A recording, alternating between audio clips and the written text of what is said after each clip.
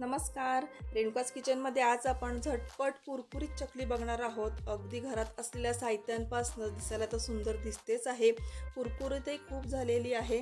फक्त अर्धा तासामध्ये ही चकली तयार होते। चला तर मग लगेच रेसिपीला सुरुवात करूया। इथे मी गव्हाचं पीठ घेतलेलं आहे आणि तांदळाचं पीठ घेतलेलं आहे। तर आपल्याला 2 कप गव्हाचं पीठ घ्यायचं आहे, त्यासाठी तांदळाचं पीठ फक्त अर्धा कप आपल्याला लागणार आहे। तर आता हे माप तुम्ही तुमच्या कुठल्याही वाटीने किंवा कपाने घेऊ शकता। तर आता इथे कुकरचं भांडं घेतलेलं आहे, त्यामध्ये कॉटनचं कापड टाकायचं आणि त्यात आपण जे पीठ घेतलेलं आहे, तर इथे मी 2 कप गव्हाचं पीठ घेतलेलं आहे ते ह्यामध्ये घालून घेते। त्याचबरोबर त्यामध्ये जे तांदळाचं पीठ घेतलेलं आहे आपण अर्धा कप, ते सुद्धा यामध्ये घालायचं आणि हे आता पीठ आहे ते हाताने व्यवस्थित मिक्स करून घ्यायचं आहे आपल्याला। तर आता हे पीठ व्यवस्थित मिक्स करून झालं की आपल्याला ह्याचे गाठ बांधायची आहे या पिठाची कापडाने। तर अशा प्रकारे पॅक करून घ्यायचं आहे हे। तर अलगद गाठ बांधायची आहे, खूप जोरातही नाही। तर अशा पद्धतीने आपण हे बांधून घेतलेलं आहे आणि आता आपल्याला ह्याला वाफवून घ्यायचं आहे। तर कुकरमध्ये मी पाणी गरम करायला ठेवलेलंच आहे, त्यामध्ये खाली एखादं स्टँड किंवा जाळीची प्लेट ठेवा आणि त्यामध्ये हे पीठ आहे ते आपल्याला वाफवून घ्यायचं आहे 15 मिनिटासाठी। तर झाकण लावायचं आहे, झाकणाची शिट्टी मात्र आठवणीने काढून घ्या, रिंग त्याला तशीच ठेवायची आहे आणि 15 मिनिटं आता आपण याला वाफवून घेऊया। तोपर्यंत चकलीसाठी काय काय साहित्य लागतं ते बघूया।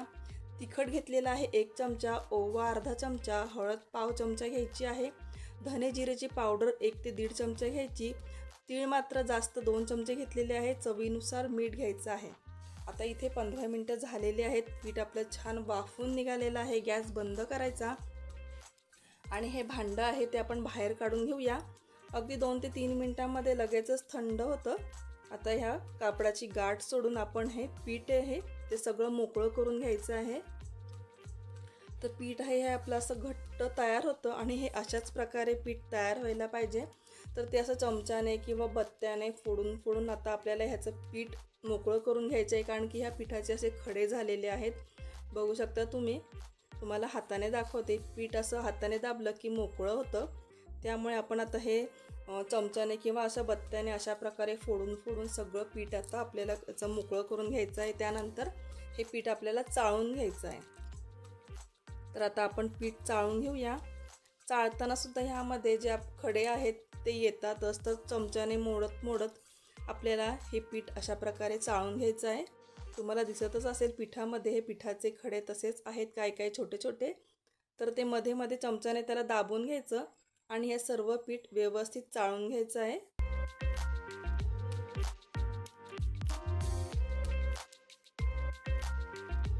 तर अशा प्रकारे माझं सगळं पीठ चाळून झालेलं आहे।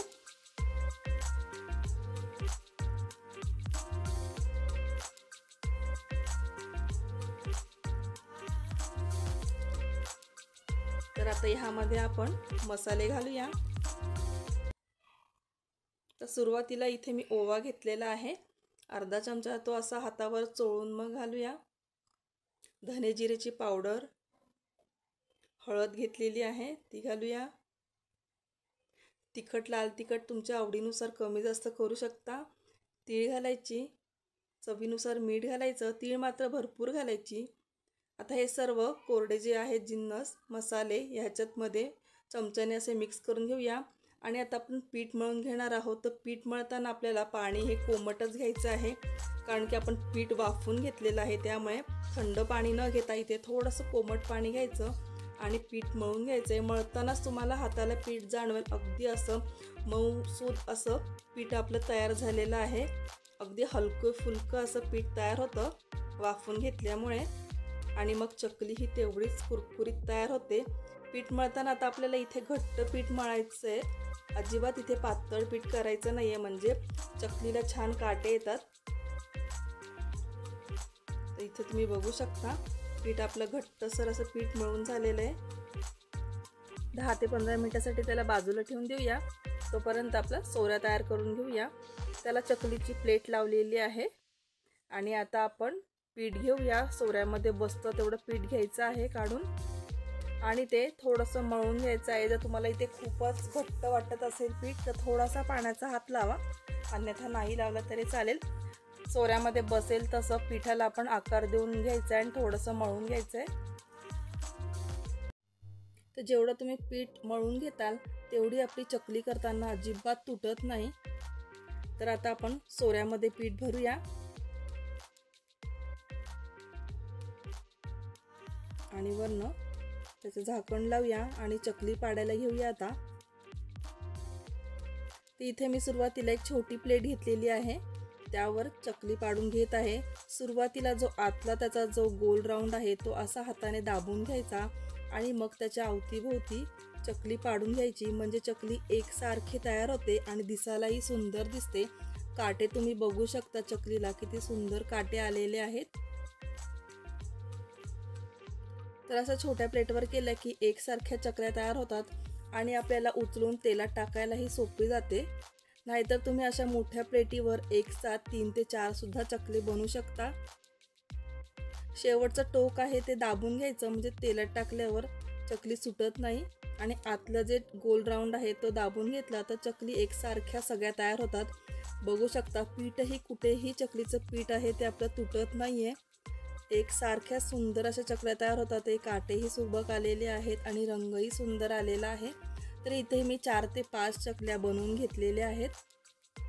तोपर्यंत कढईमध्ये तेल सुद्धा गरम करायला ठेवलेलंच आहे।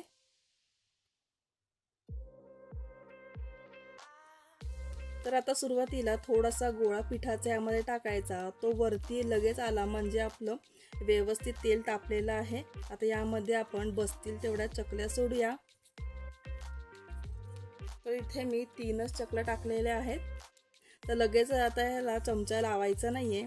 सुरुवातीला अर्धा ते 1 मिनिट मीडियम गॅसवर आपण चकली एकसारखी तळून घ्यायची आणि मग नंतर थोडासा कडक वाटली चकली झाली आहे की मग उलट पलट करत मस्तपैकी रंग येईपर्यंत त्याला तळून घ्यायचं आहे। जोपर्यंत त्याचे बुडबुडे कमी होत नाही तेलाचे आणि चकली खाली बसत नाही तोपर्यंत आपल्याला चकली मीडियम गॅसवर अगदी तळून घ्यायची आहे।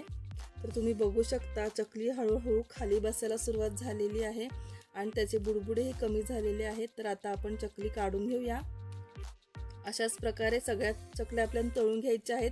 मात्र दुसरी बॅच टाकताना गॅस थोडासा मोठा करायचा, तेल थोडंसं तापून घ्यायचं, परत गॅस मिडियम करायचा आणि मगच दुसरी बॅच सोडायची, कारण की तेलाचं टेम्परेचर हे थोडंसं थंड झालेलं असतं। तर थंड तेलामध्ये चकली सोडली तर आपली चकली सुटू शकते, विरघळू शकते। त्यामुळे तेलाचं टेम्परेचर चेक करायचं आणि मगच चकली सोडायची तेलामध्ये। आता ही दुसरी बॅच सुद्धा तळून झालेली आहे, बघू शकता बुडबुडे कमी झालेत आणि चकली ही आपली खाली बसलेली आहे तेलामध्ये। रंगही छान आलेला आहे। तर आता चकली काढून घेऊया ही। अशा प्रकारे सगळ्याच आपल्या चकल्या तयार झालेल्या आहेत। 2 कप गव्हाच्या पिठामध्ये 25 ते 26 चकल्या इथे झालेल्या आहेत आणि किती सुंदर दिसत आहे तुम्ही बघू शकता। अगदी कुरकुरीत झालेल्या आहेत आणि फक्त अर्ध्या तासामध्ये या चकल्या रेडी झालेल्या आहेत। खायलाही खूप सुंदर लागतात आणि सणासुदीला इतर वेळी सुद्धा खायला आपल्याला मुलांना डब्यात द्यायला लागतातच। तर व्हिडिओ आवडला असेल तर लाईक, शेअर, सबस्क्राईब नक्की करा। धन्यवाद।